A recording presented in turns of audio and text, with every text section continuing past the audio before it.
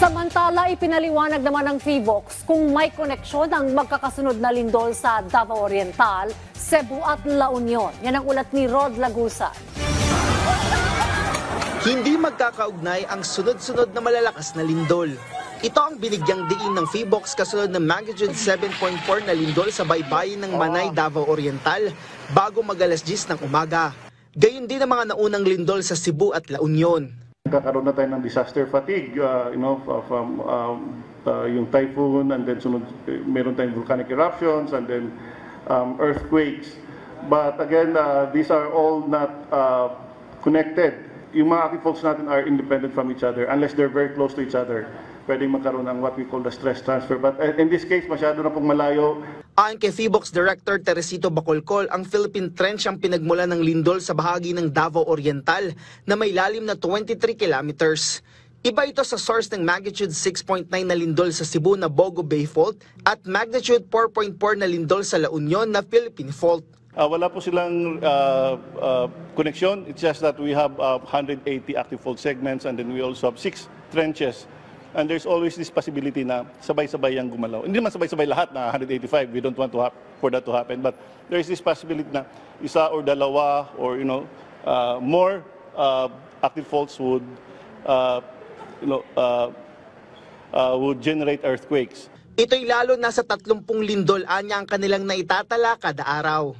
Dahil sa lindol sa baybayin ng Davao Oriental, naramdaman ng intensity 5 sa bahagi ng Davao de Oro, Davao del Norte, Davao City, Davao Occidental, Davao Oriental, Cotabato, Sarangani, South Cotabato, General Santos City, Butuan City at Surigao del Norte. Sa mga trenches kasi, yung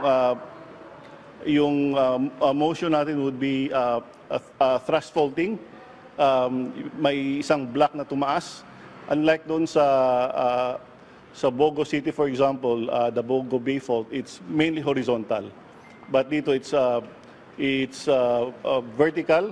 Kaugnay nito, naglabas ng tsunami warning ang PHIVOLCS matapos ang malakas na lindol dahil maaari anyang magkaroon ng displacement sa seafloor at ang epicenter ay nasa dagat. Base sa inilabas na advisory ng PHIVOLCS, una nang inasahan ang mapaminsalang tsunami na may taas na 1 metro ang alon na maaring dumating sa pagitan ng 9:43 AM hanggang 11:43 AM. Inabisuan ng lahat ng nasa baybayin ng Eastern Samar, Southern Leyte, Dinagat Islands, Surigao del Norte, Surigao del Sur at Davao Oriental na agad nang lumikas at magtungo sa mataas na lugar. Inalis din na naturang babala bandang 1:43 PM habang nakapagtala ang Tandag Surigao del Sur Level Monitoring Station for Tsunami Detection ng nasa 30 centimeters na taas ng alon.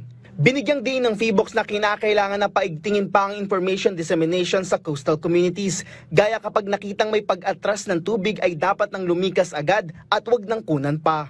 Yan yung palagi natin paalala sa ating mga kababayan. Dapat alam nila yung natural signs of impending local tsunami. First, there is a strong shaking na halos hindi ka na makatayo. And then there is, if you would notice that the sea level would recede or biglang bumagsak, or there is a roaring sound coming from the sea. Kahit isa man lang dito sa tatlo ang yung maranasan while nasa coastal community, then you have to move right away. Base sa latest update ng PHIVOLCS, umabot na sa 299 na aftershock ang naitala as of 4 PM, kung saan mula sa bilang na ito, 13 naramdaman. Ang range ng lakas ng aftershock ay mula magnitude 1.3 hanggang sa pinakamalakas ng magnitude 5.8 na lindol. Rod Lagusad, para sa Pambansang TV sa Bagong Pilipinas.